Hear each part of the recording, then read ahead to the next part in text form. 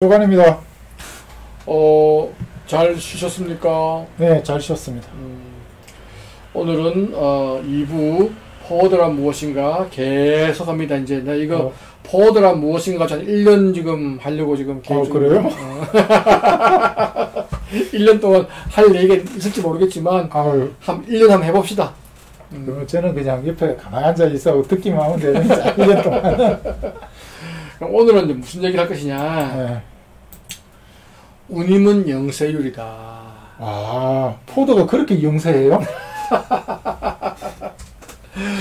이제 그 포워드도 그렇고 이제 선사도 그렇고 네. 사실은 주 수익원이 이제 운임이지 않습니까? 그렇죠. 이제 그 운임 얘기를 하기 전에 이제 실제적으로 실무에서 아주 많이 쓰이는 내용입니다. 그 포워드든 선사든 운임은 영세율이다. 영세율. 또 영세라는 거는 그 부가가치세를 얘기하는 거죠. 네, 부가가치세. 그래서 이제 어떻게 해서 부가가치세가 0이냐, 0%냐. 저게 원래 그 면세 개념이 아니고 과세를 하긴 하는데 세율이 0%다 그런 얘기거든요. 그렇죠. 예. 또 그렇게 얘기 나가면 깊어지고 나는 잘 모르는 내용이고 넘어가시죠. 내가 아는 척 하려고 그랬죠. 넘어가시죠. 알겠습니다. 내가 잘 모르는 내용이기 때문에 그것도 모르면서 또 연세와 영세 정말 됐습니다. 넘어가시죠. 네. 개수는 죽음이에요. 이제 부가가치세법을 보면은 네. 제23조에 외국 항행 용역의 공급 말이 너무 어렵다. 맞아요, 어려워요. 나도 처음에 저거 공부할 때 되게 어려웠어요. 항행이라는 건 뭐 운송 이런 개념이겠지. 그렇겠죠, 그죠. 이게 아마 항해해가지고 왔다 갔다. 이게 이제 화물뿐만 아니라 이제 여객도 있으니까 이런 말 쓰는 것 같아.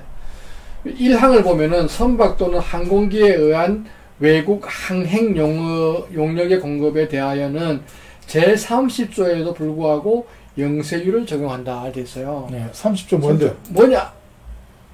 부가가치세의 세율은 10%로 한다. 10%로 하는데 이제 그러면은 부가가치세를 어디다 과세를 합니까? 용역비에다가 과세를 하죠. 그러니까 물품의 가격 또는 용역의 가격에다가. 그러니까 포딩이나 선사나 항공사는 용역을 제공하는 거니까 용역이요. 그 10%를 부과하기로 한다라고 했음에도 불구하고 외국으로 나가는 거와 관련된 운송은 영세율이다. 사실 우리가 그 물건 사는데 웬만한 물건 살 때 다 10%가 붙어 있잖아요. 그래가지고 물건 싸게 살라고 뭐 이런 경우 있잖아요. 현금으로 주면 할인 안 됩니까? 뭐 이런 사람이 또 어떤 데 보면은 주인장이 와가지고 현금 주면 10% 깎아줄게요. 뭐 이런 경우들도 있고, 그게 이제 나도 모르는데 사실은 10%를 갖다 국가에다 내는 세금을 갖다가. 그러니까 이 부가가치세는 사실은 이제 A에서 B, B에서 C, C에서 D 가면은 A가 냈으면은 나중에 환급 받고 B가 주고 받고 했는데 그 환급의 차이에 따라서 또 세금을 내고 뭐 이런 거잖아요. 그 전 단계 세액공제법이라고 좀 어려운 표현을 그래서 이제 결국은 사실은 보면은 맨 마지막에는 소비자가 10%를 다 내게 돼 있는 그런 구조죠, 그죠? Anyway, 제 2항을 보면은 뭐가 이제 외국 항행 용역이냐 그러면 선박 또는 항공기에 의하여 여객이나 화물을 국내에서 국외로, 국외에서 국내로 또는 국외에서 국외로 수송하는 거다. 네. 그래서 외국 항행 사업자가 자기의 사업에 부수하여 공급하는 재화 또는 용역으로서 대통령으로 정하는 것을 포함한다. 그러니까 이 말이 무슨 말이냐 그러면 외국에서 국내로 들어오는 수입, 국내에서 외국으로 나가는 수출, 외국에서 외국으로 가는 중개무역 이런 거 전부 다 화물운송은 영세율이라는 거예요. 영세율이 된다. 그리고 그 외에는 또 대통령령으로 정한다. 그러니까 저거보다 좀 자세한 거는 대통령령으로 정하겠다. 그러니까 이제 요거는 뭐냐 그러면 국적 선사를 얘기하는 거야. 주로 국적 선사를 얘기하는 거고, 대통령령이 뭐라 되었냐? 시행령 제32조 그러니까 보면은 법 23조 2항 아까 봤던 거 대통령령으로 정한다는 것은 뭐냐 그러면 1번 외국 항행 사업자가 운영하는 선박 또는 항공기를 화물운송 계약하는 거다. 그러니까 이거는 아까 그 전 단계는 이제 국내 업체들이 하는 쉽게 말하면 국적선사, 네. 국적항공사 뭐 그런 얘기라면 이거는 이제 외국적 선사, 외국적 항공사를 국내 대리점이나 지점에서 화물운송 계약을 해도 영세율이다. 저기 보면 탑승권을 갖다가 판매를 갖다 한다고 했으니까 저거는 지 이름으로 하우스 비엘 안 내는 경우까지 들어가는 거예요. 하여튼 아, 입 다물고 있을게요. 여객은 모르겠고 여객은 얘기하지 말라고. 오케이. 내가 아는 것만 해. 네가 아는 건 얘기하지 말고. 두 번째, 이게 중요해. 네. 운송주선업자가 국제복합운송계약에 의하여 화주로부터 화물을 인수하고 자기 책임과 계산으로 타인의 선박 또는 항공기 등의 운송수단을 이용하여 화물을 운송하고 화주로부터 운임을 받는 국제운송용역. 그러니까 이게 포딩 관련된 업무도 영세율이다. 그렇게 딱 돼 있는 거예요.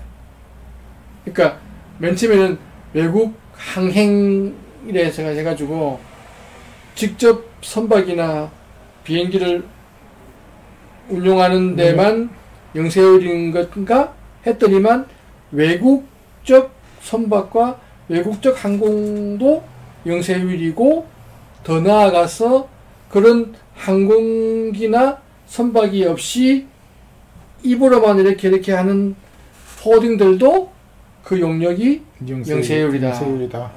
이렇게 이제 쭉 이어지는 거죠. Understand? 내가 이 얘기를 왜 하냐 그러면 실제로 이제 계산서를 발행하면 네.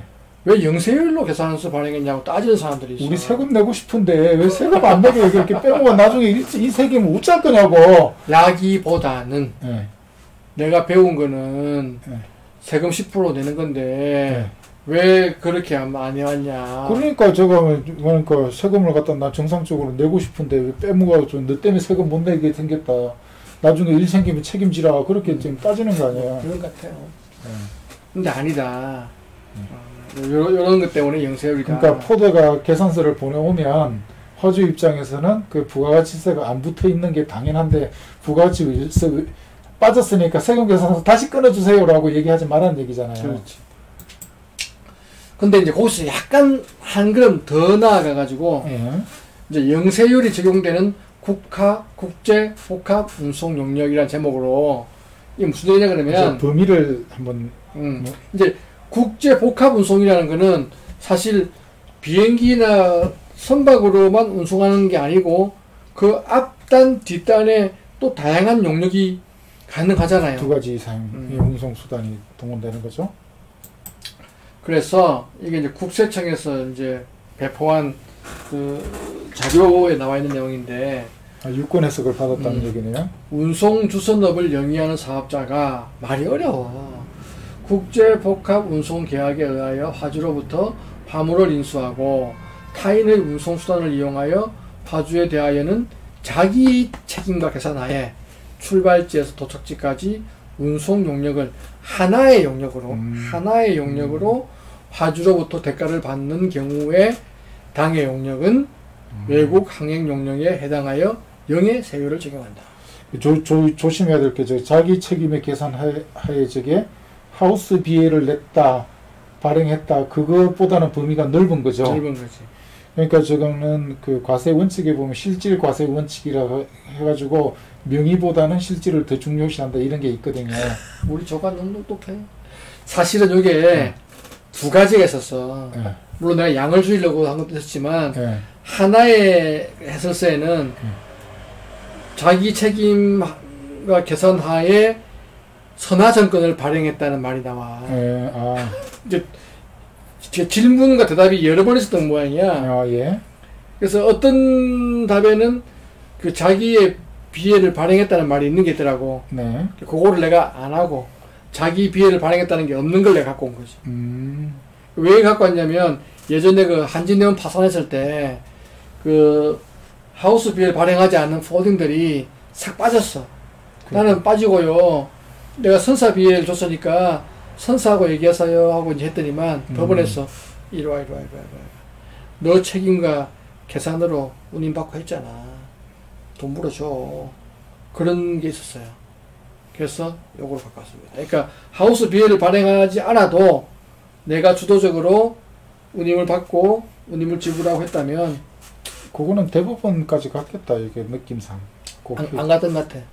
왜냐면 근데- 법보다 주먹이 앞서기 때문에. 아니 근데 저게 또 자기 책임과 계산하에 뭐 저런 문구를 해석할 때는 저게 그 납세자한테 유리하게끔 해석을 해야 되거든요. 그래서 좀 아까 약간 내가 얘기했지. 내가 모르는 건 하지 말라고. 알겠습니다. 언론의 자유를 그래서 이 경우 네.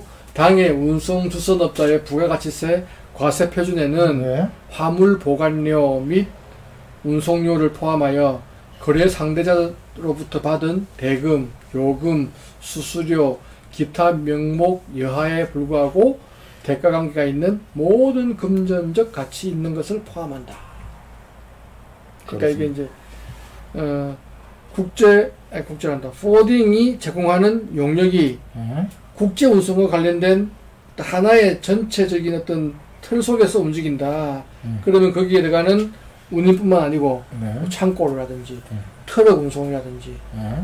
다 이거는 계산서를 발행할 때 영세율로 발행하면 된다. 여기서 깜짝 퀴즈. 우리 조간이 관세사니까 내가 이제 이렇게 수입 그만뒀는데. 그래서 적은 있잖아.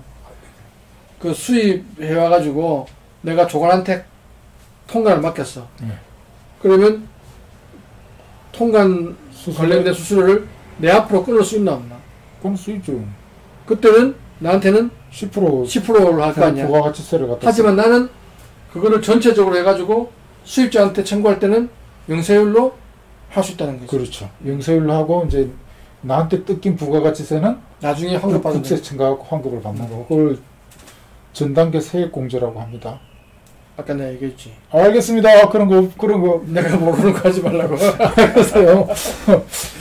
그러니까 오늘 이제 내가 포워드가 무엇인가에서 설명드리고자 하는 내용은 뭐냐 그러면 예. 포워드가 발행하는 세금계산서는 영세율이다. 부가가치세가 안 붙어 안 있다. 붙어있다. 당연히 안 붙어 있으니까 그거 그다음에 가지고 궁금하지만 그뿐만 아니라 다른 창고료, 트럭료, 뭐 관세 관련된 뭐 이런 수수료 뭐 등등등등도 영어로 할 수 있다.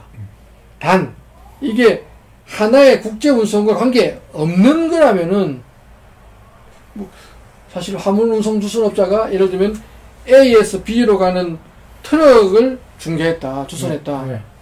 국내 운송. 네. 요 경우에는 부가세를 10% 끊어야 된다. 그것도 꺼내야지. 그런데 이제 여기 보면은 아까 그 복합운송 한 건에 들어가가지고 한 건에 첨부하는 거는 무조건 0%고 별도로 이제 하게 되면은 된다 이거죠. 그 내가 지금 구상하고 있는 사업 중에 하나가 네. 언제 될지 모르겠지만 네.